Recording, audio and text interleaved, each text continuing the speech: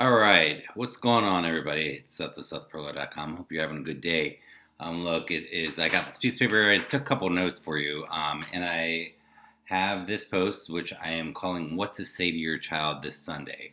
So, tomorrow is Sunday, May 14th, 2017, and it really is down to the wire.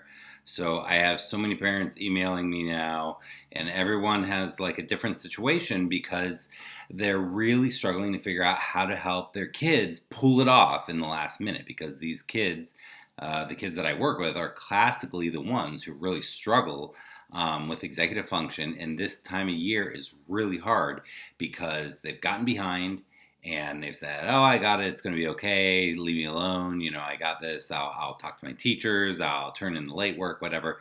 But they've dug themselves a pit. School's almost over, and if they don't figure it out, they're going to be failing classes, retaking classes in summer school, retaking classes in fall, looking for makeup credit or whatever. So anyhow, in an effort to avoid this, obviously, you as a parent are trying to do everything you can do. So here's what I have for you. What to say to your child this Sunday, today. So this video is for you if you are a parent of a child who you're worried about finishing this year. As far as age is concerned, generally anything from 5th grade up, even college students, you can chat with them if they're in this position. So first thing is that what you're going to do is you're going to have a conversation with them. And what you want to do first is you want to prep them for the conversation. You just don't want to start the conversation. You want to say something like, "Hey, we need to have a serious talk. I'm going to talk to you in about a half hour, 4 o'clock today," whatever it is. You're going to tell them, "Look, we're going to have a serious talk. I'm a little bit concerned. We're going to have to be honest with each other, and I need to chat with you. And you're not in trouble. I love you. I care about you, but I need to know what's going on." And then give it a rest. If they want to talk right then, fine. But basically, you want to give them time to mentally prepare, because a lot of times they feel like things are sprung upon them and they don't have time to think. So you really want to let them be mentally prepared so that they feel like they're not being attacked, and they feel like they can be in the conversation in a more positive way. So that's the first thing you want to do. Second thing that you want to do is you want to go through their online grades really carefully, and you want to make a printout of everything that's missing. Now, listen carefully, parents. You're not making this printout to make them feel guilty, to beat them up with it. You may not even be showing it to them, but you are doing it so that you can grab every detail that needs to be addressed. You can have. It's not realistic that they're going to do all the makeup work, okay? But to be able to have it in a positive way for them for reference is really good. So you want to have everything printed and ready to go. So usually what I'll do is I'll sort of grab each missing assignment from the different classes. A lot of times kids will say, "Yeah, my teacher won't let me turn that in anymore." About 80% of the time, that is not true. So know that they might say that, but that does not mean that at this point in the year you should trust that.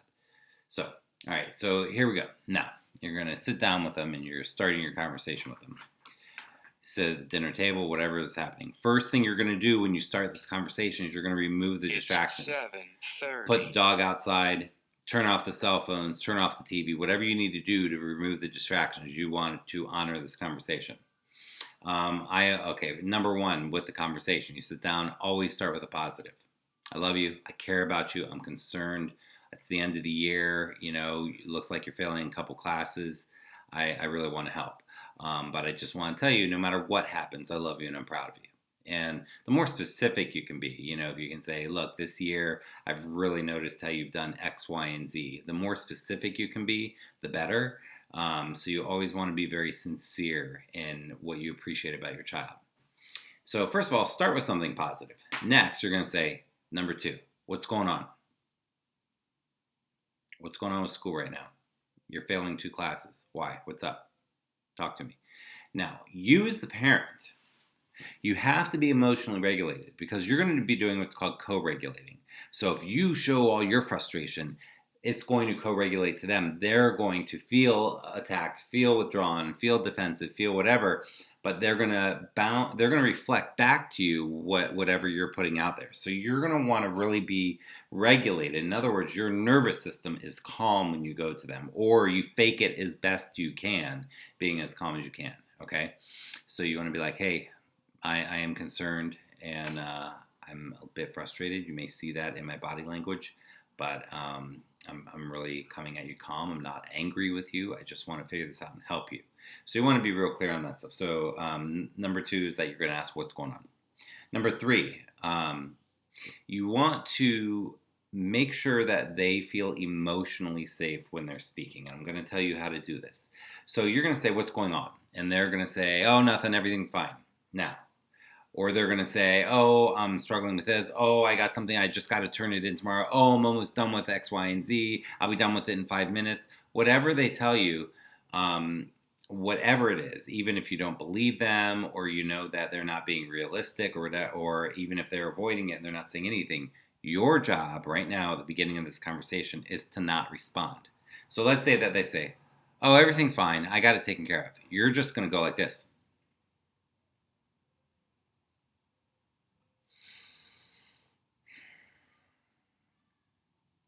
And that is called wait time.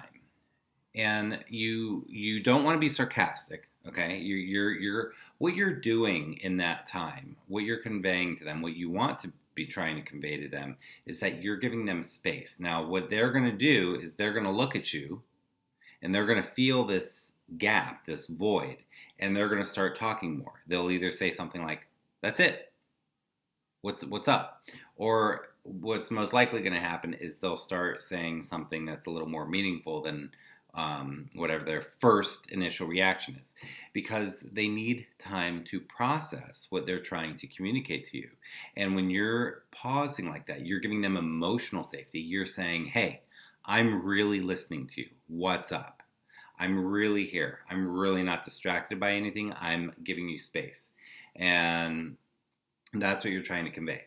So next thing is that next part to this is giving them the emotional safety, giving them the wait time, really listening to them.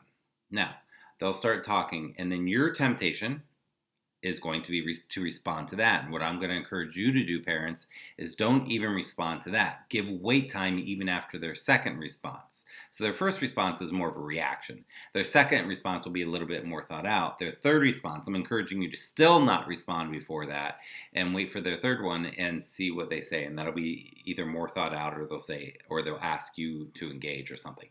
Now, if they ask you to engage, that's really good, because then they've got at least a little bit of buy-in. Okay, next is buy-in and ownership. So you want them to have buy-in and ownership. So they say a few things to you, and then you say to them, cool, thank you for saying that to me. I appreciate that. I appreciate your honesty. What do you want this semester? What do you want it to end like? What are your goals, or what do you want your grades to be like? You're just going to ask them some open-ended question like that. And so let's say you say, so what do you want this semester? Now, that question is not you telling them what you think they should want, but you're giving them, again, the emotional safety to respond and tell you what they want. Now, if they say, well, I want to get all C's or better, I just want to pass everything with D's, whatever they say, that at least gets them some ownership in the conversation and some ownership as to where they're at. If you're dictating to them, you need to do this, you need to do that, this is what's going on, and then they're going to feel defensive, they're going to feel withdrawn, they're going to be less likely to do what they need to do. Now, just because you're having this conversation I'm teaching you how to have doesn't mean that they're going to do everything the way you hope, but it's going to make it more likely, okay? Every single win you can get with your kid is a win. Every micro win is a win, and you have to understand that when working with these kids, you have to build upon these micro wins. So don't expect everything to be perfection. All right, so next you're trying to give them ownership by asking, what do you want this semester? They respond to you. Again, you try to give them wait time. You try to really listen to what they want. You can ask questions to go deeper into what they're saying. Like you can say, tell me more about that. That's a great one to follow up with. Just very open-ended. Well, I want to get all C's. Cool. Tell me more. Well, that's it. Cool. Tell me a little bit more. Just trying to understand. Well, in Spanish, blah, blah, blah. Okay, so next. You've asked them what they want, and they said, I want all C's, or whatever they want. Now you say, what do you need in order to get that? And again, you pause. You be quiet. Listen to them. And they're not going to have an accurate idea of what they need. They're overwhelmed. They don't have great executive function. They don't know how to manage time. They don't know how to manage tasks. But you want to help draw out of them, well, what do you need? Now, if they're telling you, well, I need to go to office hours. I need to finish my English paper. I need to study for this test. I need to print up a study guide. They're probably not going to be that detailed. But if they're telling you that, they're taking some ownership of it. You're not the one dictating, and that's really important. Now, you can jot these things down for them. You can say, can I write that down for you and keep a list for you? And of course, they're often resistant, so they might say no, or you might just jot it down anyway. Now, that you've asked, so, okay, what do you need to do that?